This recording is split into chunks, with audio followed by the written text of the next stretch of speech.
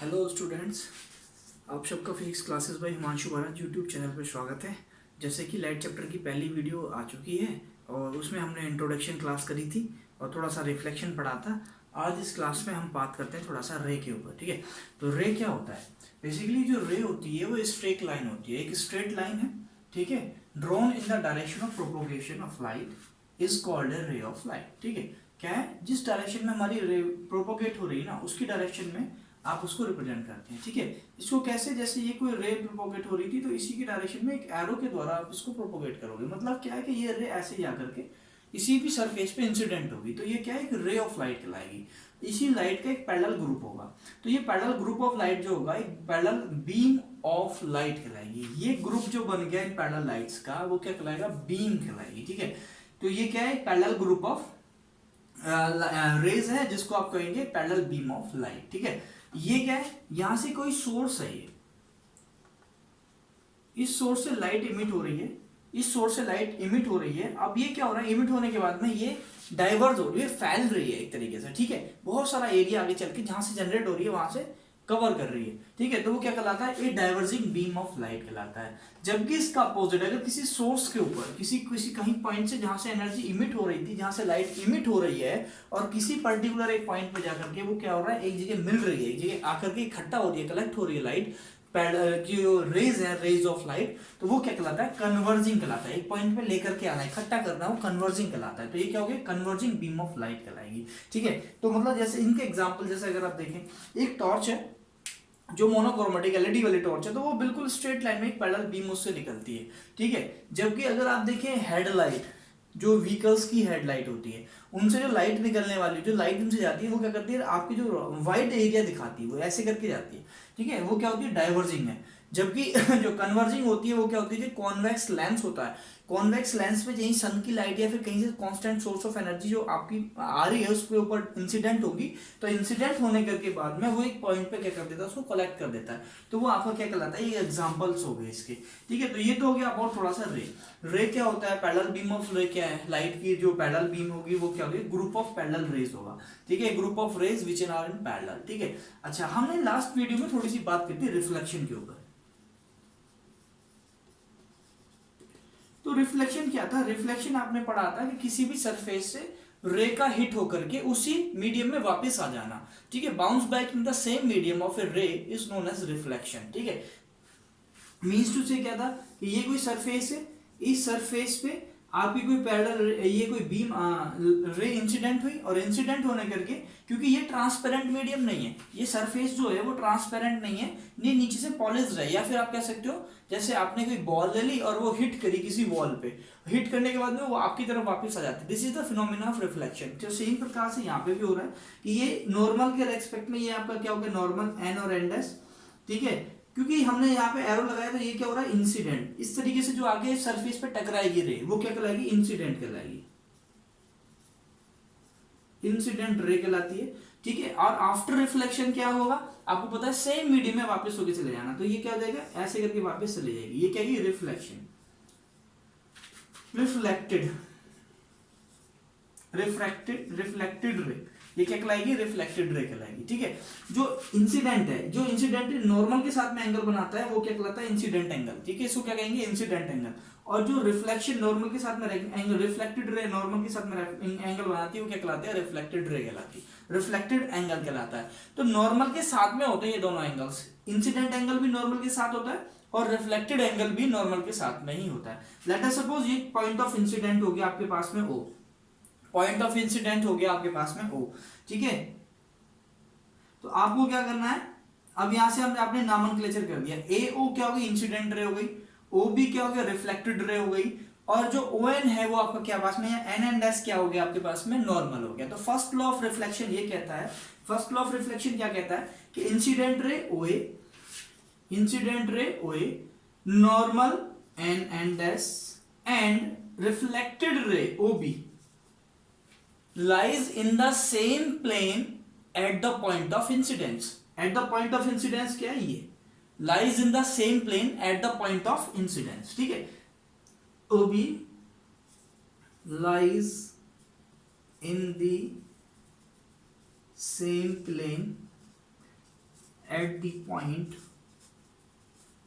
Of incidence, at the point of incidence, जहां point of incidence क्या है, ओ पे। इसमें सेम प्लेन में देख लीजिए, इंसिडेंट रे, रिफ्लेक्टेड रे और नॉर्मल, तीनों किस में अप्लाई कर रहे हैं, सेम प्लेन में। ये मीडियम वन था, ये कोई एक ही मीडियम में, जैसे कि मैंने पहली क्लास में बताया था, क्या बताया था कि जो रिफ्लेक्शन होता है वो क्या है, बाउंस बैक होकर के किसी भी रे का किसी सरफेस से टकराकर उसी मीडियम में वापस आ जाना क्या कहलाता है, रिफ्लेक्शन कहलाता है। The phenomena when a ray incident to a surface, ये क्या है आपके पास में, सरफेस है, incident to a surface and after reflection, after hitting the surface, incident होने के बाद में वो रिफ्लेक्टेड होकर के किसी एंगल पे उसी मीडियम में वापस चली जाती है, then it is known as the reflection. ठीक है, तो ये क्या हो गया, इंसिडेंट रे, ये रिफ्लेक्टेड रे, इंसिडेंट एंगल। और सेकंड लॉ क्या कहता है, रिफ्लेक्शन का सेकंड लॉ कहता है कि the incident angle, incident angle कौन सा बेटा, angle of I will be equals to angle of R. Incident ray, so incident angle and reflection angle, ठीक है, incident angle and reflected angle will be क्या होगा, एक दूसरे के इक्वल होंगे ऑलवेज। ये कंडीशन क्या होती है, ऑलवेज है। If you are considering the reflection then incident angle will be equals to the reflected angle. ठीक है, incident angle will be equals to the reflected angle. तो ये दो लॉज होते हैं रिफ्लेक्शन के। अच्छा, अब एक चीज होती है, रिफ्लेक्शन जो होता है ना, there are two types of reflection. Reflection के दो प्रकार है, ठीक है, वो कौन कौन से प्रकार है वो हम पढ़ लेते हैं। तो रिफ्लेक्शन जो है, एक होता है रेगुलर रिफ्लेक्शन, एक होता है इररेगुलर रिफ्लेक्शन। ठीक है, रेगुलर रिफ्लेक्शन क्या है, रेगुलर रिफ्लेक्शन है आपके पास में ये कोई, ये सरफेस है, इस सरफेस के ऊपर कोई पैरेलल बीम आ रही है। ठीक है, एक ये बेटा इंसिडेंट हो रही है पैरेलल बीम पर्टिकुलर इस पे सरफेस पे। ठीक है, और ये जब रिफ्लेक्ट, जब पैरेलल बीम इंसिडेंट होगी तो विद रिस्पेक्ट टू नॉर्मल क्या होगी, ये एक दूसरे के पैरेलली क्या होगी, रिफ्लेक्टेड होगी। ठीक है, तो ये क्या कहलाता है, रेगुलर कहलाता है।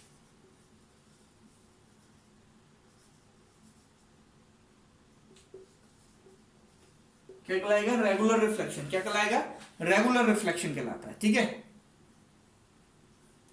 क्या कहलाता है, रेगुलर रिफ्लेक्शन। ठीक है, और अगर हम बात करें किसकी, इररेगुलर रिफ्लेक्शन में, तो उसमें जो सरफेस होता है ना आपके पास में, वो क्या हो जाता है, रफ सरफेस हो जाता है। ये क्या हो जाता है, रफ सरफेस। तो रफ सरफेस पे क्या होता है, जो incident ray, parallel beam incident तो होती है, जो पैरेलल रे बीम है वो आपकी क्या होगी, बीम ऑफ लाइट इंसिडेंट होगी, लेकिन आफ्टर रिफ्लेक्शन वो हो सकता है ऐसे निकल जाए, हो सकता है ऐसे निकल जाए, हो सकता है ये लाइट इधर जा रही हो सकता है ये लाइट इधर जा रही हो। तो एक दूसरे के क्या है, आफ्टर रिफ्लेक्शन, ठीक है, आफ्टर पॉइंट ऑफ इंसिडेंट वो क्या हो जाती है, एक दूसरे के पैरेलल नहीं जाती है। देखो रेगुलर रिफ्लेक्शन में क्या हो रहा था, इंसिडेंट रे जो थी वो आपकी क्या हो रही थी, इंसिडेंट होने के बाद में रिफ्लेक्टेड भी हो रही थी, वो क्या होती है, पैरेलल ही रिफ्लेक्टेड होती है। ठीक है, और यहाँ पे इररेगुलर रिफ्लेक्शन में क्या हो रहा है कि इंसिडेंट तो हो रही है लेकिन आफ्टर रिफ्लेक्शन वो पैरेलल नहीं जा रही, तो ये क्या है, इररेगुलर।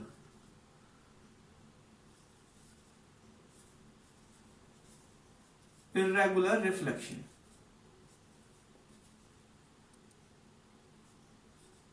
Irregular reflection. तो दोनों चीजें समझ में आ गई। इसको डिफ्यूज रिफ्लेक्शन के नाम से भी जाना जाता है। क्या नाम से, डिफ्यूज रिफ्लेक्शन। इसको एक अनदर नाम है डिफ्यूज। ठीक है, डिफ्यूज का भी मतलब क्या है कि वो बिखर जाएगी, बिखर जाएगी, मतलब इंसिडेंट तो पैरेलल ही इंसिडेंट हो रही थी, आफ्टर रिफ्लेक्शन वो एक डायरेक्शन में नहीं जाएगी। तो ये इंसिडेंट रे जो पैरेलल ही आ रही है वो रिफ्लेक्शन में एक दूसरे, ये क्या है, रिफ्लेक्टेड कहलाएगी ना, भी पैरेलल रहेगी, लेकिन यहाँ पे जो रिफ्लेक्टेड रे है वो आपकी पैरेलल नहीं रहती। तो ये there are two types of reflection, एक रेगुलर रिफ्लेक्शन होता है, एक इररेगुलर रिफ्लेक्शन है। रेगुलर रिफ्लेक्शन आपको जो होता है वो आपकी क्या होती है, इंसिडेंट रे आफ्टर इंसिडेंट क्या होगी, पैरेलली रिफ्लेक्टेड होगी। ठीक है, यहाँ पे क्या होगा, इंसिडेंट रे पैरेलली आएगी इंसिडेंट होने के लिए, लेकिन आफ्टर रिफ्लेक्शन क्या हो जाएगा, वो रिफ्लेक्टेड पैरेलल नहीं होगी। ठीक है, तो ये इररेगुलर रिफ्लेक्शन कहलाता है। अच्छा, इस पे ना एक दो न्यूमेरिकल पूछे जाते हैं, तो रिफ्लेक्शन के ऊपर न्यूमेरिकल्स कैसे पूछे जाते हैं वो आपसे मैं पूछता हूँ। देखिए, एक दो क्वेश्चन तो बहुत ही नॉर्मली ऐसे बनते हैं कि जैसे एक नॉर्मल सा क्वेश्चन ले लेते हैं मेथड सीखने के लिए। मेथड क्वेश्चन आपने लिया कि ये कोई रे है, ये इंसिडेंट हो गई, और नॉर्मल के रेस्पेक्ट में आपको रिफ्लेक्टेड एंगल पूछ लिया गया। ये एंगल आई जो है वो आपको दे रखा है 30 डिग्री। आपसे पूछा what will be the angle of reflection of the रे, तो एंगल ऑफ रिफ्लेक्शन जो हो जाएगा रिफ्लेक्टेड रे के साथ में वो एंगल आर होगा। तो आपको पता है रिफ्लेक्शन का लॉ क्या कहता है कि angle of I incident angle will be equal to the reflected angle. तो यहाँ से आपको आई की वैल्यू दे रखी है 30 डिग्री, तो 30 डिग्री इज इक्वल टू क्या हो गया आर, तो एंगल ऑफ आर की वैल्यू भी आ गई आपके पास में 30 डिग्री। लेकिन ये तो बहुत सीधा सीधा क्वेश्चन हो गया अगर देखा जाए तो। लेकिन क्वेश्चन क्या पूछा जाएगा, क्वेश्चन ये पूछा जाएगा कि आपको वो नॉर्मल के रेस्पेक्ट में ना दे करके, ये नॉर्मल है आपके पास में एन और एन डैश, इंसिडेंट रे का विद रेस्पेक्ट टू सरफेस आपको एंगल गिवन होगा। अगर आपको सरफेस के साथ में एंगल गिवन कर दिया जाए, लेट अस सपोज ये आपको 60 डिग्री दे दिया जाए, ठीक है, और आपसे पूछे what will be the angle of reflection of the wave, ठीक है, आपसे ये वाला एंगल आपसे पूछ लिया जाए, तो what how you will find this angle, तो आप इस एंगल को कैसे फाइंड करेंगे। तो आपको पता है कि जो इंसिडेंट एंगल होता है वो किसके साथ में होता है, नॉर्मल के साथ में होता है। किसके साथ में होता है, नॉर्मल। तो जो इंसिडेंट एंगल होगा वो इसके साथ में आपको कंसीडर करना है, ठीक है। तो यहां से आपको पता है कि नॉर्मल है, तो नॉर्मल का मतलब क्या है 90 degree perpendicular to the surface, ये 90 डिग्री होगा, ठीक है। तो इस क्वेश्चन में आपको क्या दे रखा है, आप यहाँ पे नोमेनक्लेचर कर लीजिए, ए ये पॉइंट ओ ये आप बी मान लीजिए, तो आपको ये इधर आप सी मान लीजिए, इधर डी मान लीजिए, तो आपको एंगल दे रखा है ए ओ सी इज इक्वल टू 60 डिग्री, ठीक है। अब आप क्या करेंगे, एंगल ए ओ एन की वैल्यू कितनी हो जाएगी 90 माइनस 60 डिग्री, भाई ये टोटल एंगल तो 90 डिग्री है ही आपके पास में, सरफेस 90 डिग्री पे होगा परपेंडिकुलर, ठीक है, नॉर्मल जो होगा। और ये कितना बचा आपको दिखा 30 डिग्री का बचेगा, आपने कैलकुलेट भी कर लिया, तो ये 30 डिग्री। तो एंगल ऑफ इंसिडेंट कितना हो गया 30 डिग्री आ गया। और आपको पता है angle of incident equals to angle of reflection, तो इज इक्वल्स टू क्या हो गया 30 डिग्री। तो एंगल ऑफ रिफ्लेक्शन की वैल्यू कितनी आ गई 30 डिग्री आ गई। समझ में आ रहा है। तो अगर आपको ये angle with respect to surface दे रखा होगा तो आपको ये क्वेश्चन ऐसे कैलकुलेट करना है। बात समझ में आ गई, क्लियर हो गया, ठीक है। तो दोनों क्वेश्चन समझ में आ गए, सीधा सीधा नॉर्मल के रेस्पेक्ट में एंगल दे रखा है तो आप सीधा सीधा बता ही देंगे। अगर आपको विद रेस्पेक्ट टू 90 डिग्री दे रखा है, विद रेस्पेक्ट टू सरफेस दे रखा है, तो आप कैसे कैलकुलेट करेंगे, नॉर्मल के रेस्पेक्ट में आपको इंसिडेंट एंगल और रिफ्लेक्शन एंगल दोनों ही फाइंड करने होंगे, ठीक है। तो आप 90 में से माइनस कर लेंगे उसको। क्लियर हो गया। तो ये तो हो गए दो मेथड क्वेश्चन रिफ्लेक्शन के, ठीक है। अच्छा, अब जो हम आगे पढ़ने वाले हैं, देखिए रिफ्लेक्शन अगर प्लेन सरफेस पे पड़ रहा है तो आपको पता पड़ ही जाएगा। देखो रिफ्लेक्शन जो होगा ना, हम अभी मिरर भी पढ़ने वाले हैं इसके चैप्टर के, इस टॉपिक के बाद में। रिफ्लेक्शन जो होता है वो मिरर्स में ही होता है, तो लेकिन मिरर्स में जो होता है, अगर स्फेरिकल मिरर्स की बात करें या प्लेन मिरर की बात करें, जैसे मैंने फर्स्ट वीडियो में बताया था, जो मिरर्स होते हैं वो 2 टाइप्स के हैं, एक प्लेन मिरर है और एक स्फेरिकल मिरर है। तो स्फेरिकल मिरर्स में भी रिफ्लेक्शन जो होगा वो कैसे होगा, ठीक है, वो उनका हम अगर फिनोमिना की बात करें तो वो फिनोमिना कैसे बनेगा, थोड़ा सा मैं उसका आपको इंट्रोडक्शन कराता हूं। जैसे सपोज करो प्लेन मिरर आपने ले लिया, तो प्लेन मिरर के अंदर ये क्या है, प्लेन मिरर है, ये बताऊंगा मैं अभी कैसे जनरेट होता है प्लेन मिरर की, मैग्नीफिक वो पढ़ेंगे भी। तो प्लेन मिरर में आपका इंसिडेंट एंगल ये आपके पास में कोई नॉर्मल हो गया इसके रेस्पेक्ट में, इंसिडेंट एंगल आपका ये हुआ यहां से, ये रे इंसिडेंट होगी और ये क्या हो जाएगी इस तरीके से रिफ्लेक्टेड हो जाएगी। तो ये एंगल जो होगा वो इस एंगल के बराबर होगा, angle of incident equals to angle of reflection. Angle of I is equals to किसके बराबर हो जाएगा, एंगल ऑफ आर के। एरो जो होगा और ये इंसिडेंट को दिखाएगा, रिप्रेजेंट कर रहा है, और ये रिफ्लेक्टेड रे को, ये क्या है इंसिडेंट रे और ये क्या है रिफ्लेक्टेड, ठीक है, ये क्या है रिफ्लेक्टेड रे, ठीक। ये एंगल ऑफ इंसिडेंट, ये एंगल ऑफ रिफ्लेक्शन कहलाएगा। ये प्लेन मिरर के लिए होगा, या फिर आप फ्लैट सरफेस कह सकते हैं। लेट अस सपोज दूसरा जो स्फेरिकल मिरर्स होते हैं, स्फेरिकल मिरर्स आपके 2 टाइप्स के पढ़ेंगे हम अभी पढ़ने वाले हैं, कॉनकेव मिरर और कॉन्वेक्स मिरर। तो ये आपने क्या बनाया कॉन्वेक्स, बता दूंगा अभी कैसे कॉन्वेक्स और कैसे कॉन्वेकेव मिलेगा, कहां से। तो ये इसका एक यहाँ पे पोल होता है बेसिकली, अभी हम पढ़ने वाले हैं आगे। तो ये क्या है, पोल है। तो जो रे इंसिडेंट होगी वो पोल पे इंसिडेंट होगी नॉर्मली, ठीक है, और ये जो रिफ्लेक्टेड हो जाएगी पोल पे होके की वही रिफ्लेक्शन की वजह से। तो यहाँ पे एंगल आपका क्या बनेगा इंसिडेंट, और ये एंगल जो होगा वो क्या होगा रिफ्लेक्टेड एंगल होगा, ठीक है। तो ये इंसिडेंट रे है, ये रिफ्लेक्टेड रे है, ये इसका पोल कहलाता है। ये आगे सेंटर ऑफ कर्वेचर पे जाता है, तो सेंटर ऑफ कर्वेचर के रेस्पेक्ट में वो 90 डिग्री बनाता है, नॉर्मली होता है। तो ये क्या हो गया आपके पास में, यहाँ पे ऐसे रिफ्लेक्शन होगा। ठीक है, पॉइंट ऑफ इंसिडेंस कहलाएगा ये पी जो पॉइंट होगा। अगर हम बात करें किसके लिए, कॉन्वेक्स कॉनकेव मिरर के लिए, तो ये आपके पास में कॉनकेव मिरर है।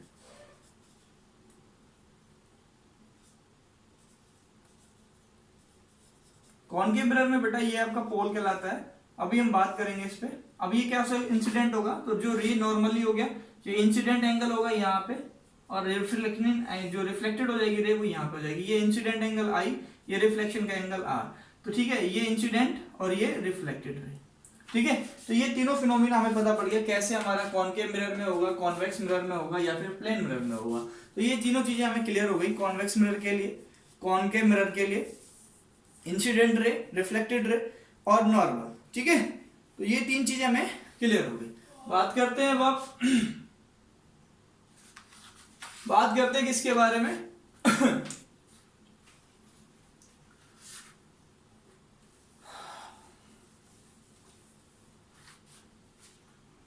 अच्छा, अगर सपोज करो कोई, ये तो अभी हम किसी रे को इंसिडेंट करा रहे हैं किस पे, किसी एंगल पे।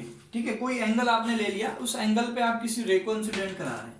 ठीक है, ये कोई आपके पास में एक फ्लैट सरफेस आ जाए, रफ सरफेस है वो, सॉरी सरफेस आपका फ्लैट है, रेगुलर सरफेस है, कहने का मतलब ये रेगुलर सरफेस है बेटा। तो रेगुलर सरफेस पे जब रे को इंसिडेंट कराएंगे 90 डिग्री पे, what happened when the ray of light incident to a surface at 90 degree. ठीक है, 90 डिग्री पे वो इंसिडेंट करे, तो ये रे कैसे इंसिडेंट करेगी 90 डिग्री पे, ऐसे इंसिडेंट करेगी। अरे यार सीधा खींचा ना। ठीक है, ये ऐसे नॉर्मली आएगी नीचे की तरफ, इंसिडेंट करेगी। अच्छा, अब आपको पता है कि रे इंसिडेंट करेगी 90 डिग्री पे, नीचे सरफेस में जाने वाली नहीं है। तो ये क्या होती है, जब रे कोई भी 90 डिग्री पे इंसिडेंट कर रही है तो उसी डायरेक्शन में वो प्रोपोगेट हो जाती है, वापस उसी डायरेक्शन में चली जाती है जिस एंगल पे वो इंसिडेंट हो रही होती है। ठीक है, तो जैसे इसका फिनोमिना वैसे समझिए, जैसे आपने क्रिकेट वाली बॉल ले लिया या फिर कोई भी बॉल ले ली, ये सरफेस था आपके पास में, इस पे बॉल पे आपने यहाँ से ये छोड़ा, तो जब आप बॉल को नीचे की तरफ करेंगे तो ये यहाँ पे हिट करेगी, हिट करने के बाद में ऐसे जंप करके ऊपर की तरफ चली जाएगी।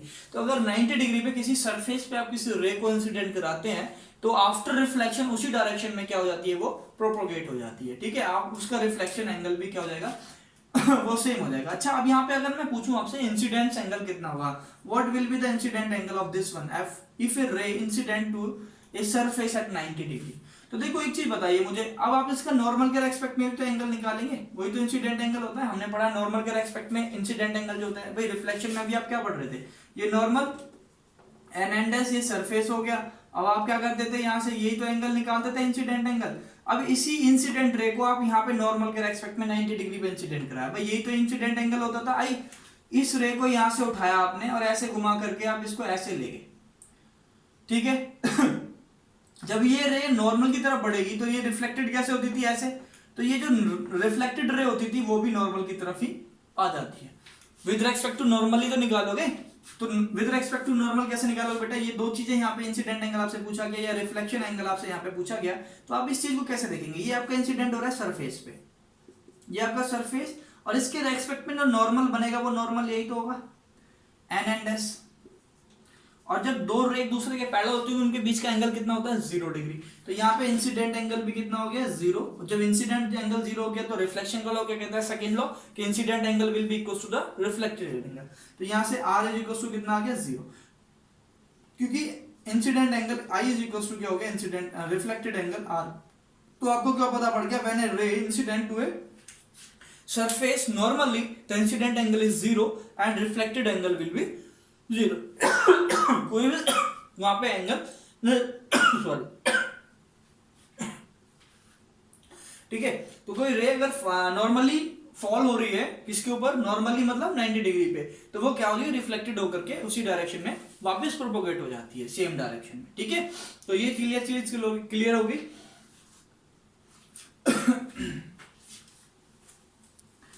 अब बात करते हैं थोड़ी सी मिरर के ऊपर। ठीक है, what do you mean by the mirror, mirror क्या होता है। तो मिरर क्या है, कौन बताएगा। एक जैसे आपके पास में ग्लास है, ठीक है, क्या है, ग्लास। ग्लास पे आपका जो ग्लास स्लैब था, ये ग्लास स्लैब है, इसके वन साइडेड आपने क्या कर दिया, एक सरफेस पे एक फेस पे पॉलिश कर दी। ये क्या कर दिया आपने, पॉलिश्ड कर दिया इसको। अब ये पॉलिश किससे करी आपने, पॉलिश करी एजी सिल्वर के साथ में, बहुत थिन लेयर होती है सिल्वर की। और उसको प्रोटेक्ट करने के लिए, क्योंकि सिल्वर क्या है, रिएक्टिव एलिमेंट है, नेटिव स्टेट में अगर आप उसको रखते हो, नेटिव स्टेट मतलब आसमान के नीचे या फिर खुले अवस्था में उसको रखते हैं नेटिव स्टेट में, तो वो ऑक्सीडाइज होकर के सिल्वर ऑक्सीडाइज बना देता है, सिल्वर ऑक्साइड, ठीक है। तो सिल्वर ऑक्साइड जो बन जाएगा, उसको प्रोटेक्ट करने के लिए उसको एक, उसके ऊपर एक लेयर और चढ़ाई जाती है, एक लेयर और हम लगाते हैं जो होती है आपकी लेड ऑक्साइड की, पीबी लेड ऑक्साइड, PbO3, ठीक है। लेड ऑक्साइड, इसको क्या नाम दिया जाता है, लेड, आप लेड ऑक्साइड लिख लीजिएगा।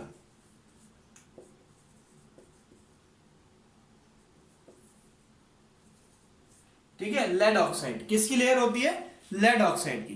तो ये सिल्वर मेटल, आप सबसे पहले एक लेयर लगाते हैं सिल्वर मेटल की, ठीक है, और उसको प्रोटेक्ट करने के लिए आप दूसरा मेटल लगाते हैं लेड ऑक्साइड, लेड ऑक्साइड, ठीक है, लेड ऑक्साइड होती है। और ये लेड ऑक्साइड जो होता है वो रेड कलर का होता है, तो आप कह सकते हो रेड लेड ऑक्साइड की आप एक लेयर इसके ऊपर लगाते हो पॉलिश सरफेस पे। तो एक तो हो गया एजी सिल्वर और दूसरा हो गया रेड लेड ऑक्साइड, इन दोनों को पॉलिश किया जाता है। मतलब सबसे पहले आपको एजी लेना है और दूसरे नंबर पे उसको प्रोटेक्ट करने के लिए क्या लाना है, रेड ऑक्साइड।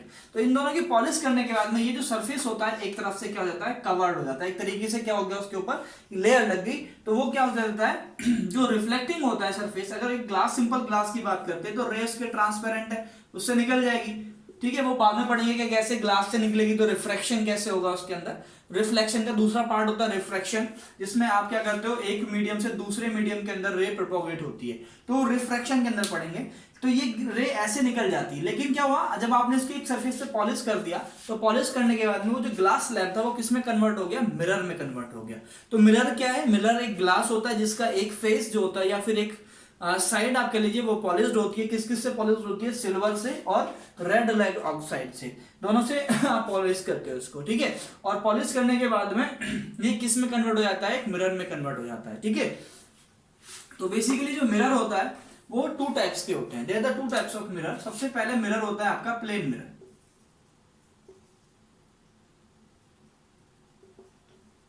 और दूसरा होता है स्फेरिकल, ठीक है। जो स्फेरिकल मिरर्स होते हैं फर्दर टू टाइप्स के होते हैं, एक होता है कॉनकेव, एक होता है कॉन्वेक्स,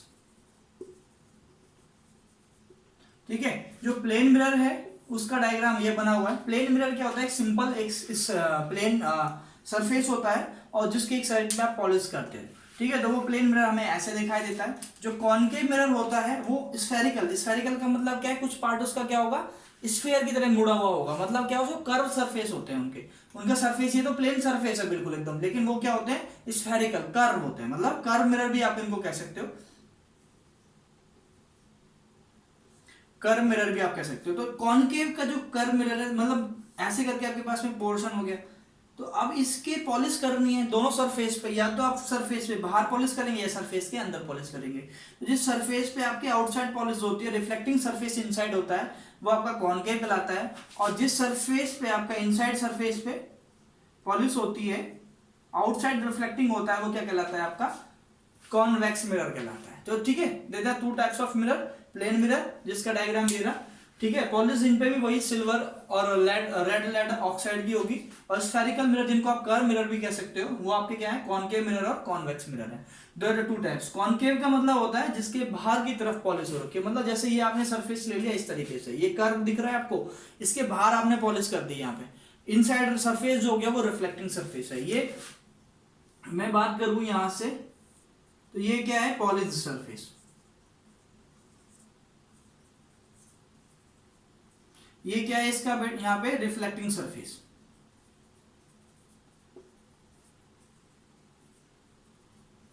इसका रिफ्लेक्टिंग सरफेस आउटसाइड है, ठीक है।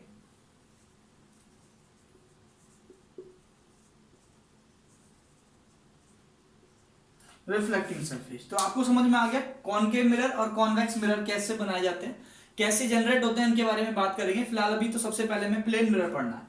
तो प्लेन मिरर होता क्या है ठीक है, इसके बारे में हमें बात करनी है।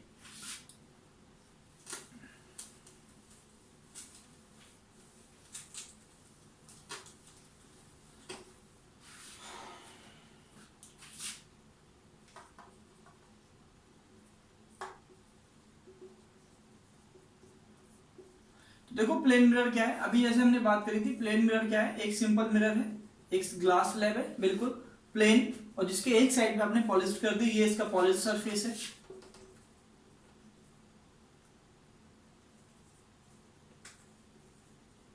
और ये इसका क्या है, रिफ्लेक्टिंग सरफेस है।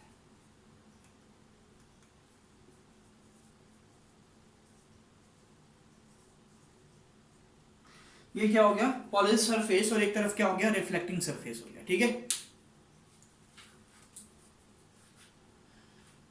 तो जो पॉलिश होती है वो हाईली पॉलिश्ड होती है। ठीक है, कैसी होती है, हाईली पॉलिश सरफेस होता है, is called a plane mirror. और जो स्फेरिकल मिरर होते हैं उनको आप पैराबोलिक मिरर भी कहते हो, कर्व मिरर भी कहते हो। ठीक है अब हम इससे आगे जो है वो नेक्स्ट वीडियो में पढ़ेंगे इसके बाद, कि मिरर के द्वारा, प्लेन मिरर के द्वारा इमेज कैसे इमेज फॉर्मेशन होता है। थोड़ा सा आप लोग घर पे पढ़ के रखें, जिससे कि क्या होगा कि आप लोगों को ना आगे का पता लग जाएगा कैसे हमारी इमेज बन रही है, या फिर कैसे इमेज फॉर्मेशन है, थोड़ा सा आगे का आइडिया हो जाएगा। ठीक है, तो बाकी इस वीडियो को लाइक करते रहें, शेयर करते रहें और कमेंट करते रहें। ठीक है, okay, thank you very much.